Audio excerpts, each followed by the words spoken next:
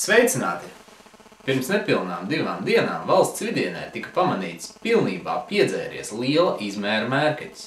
Kā raksta nekurienes vidienas apriņķa avīze, vietējie tam nepievērs īpašu vērību vairāk kā 3 nedēļas, jo bija vairāk kā pārliecināts, ka tas ir pamatskolas direktors līdz brīdim, kad direktors bija atgriezies no starptautisko straujo upju plosošanas sacensībām. Kadrā redzamais nav direktors, bet gan Sambotas kailsala gorilla.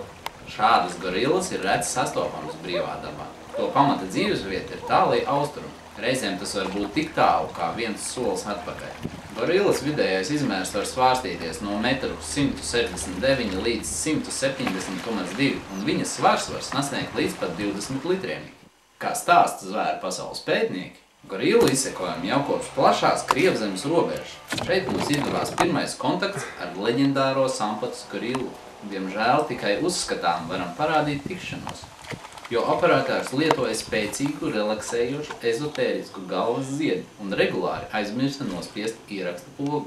Uz jautājumu, kā tas varēja gadīties, operators īsi atbildēja: tāpat to nevar nofilmēt, ko es redzēju.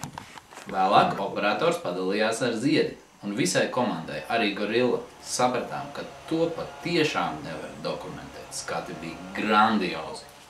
Pēc tā vakara no rīta, kad gājām gulēt, pamodāmies un sapratām, ka tā bija parasta piparmetru zobu pasta, kas ļoti labi iedarbojās uz gorillu, un viņš nekautrējās iznākt sabiedrībā.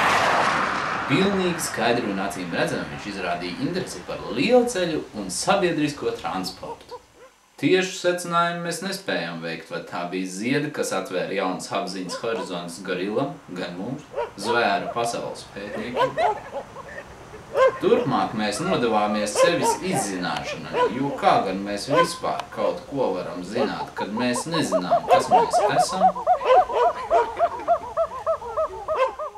Tāda lūk interesanta reportāža no zvēru pasaules. Ar jums kopā bija Daba, un tiekamies jau atkal.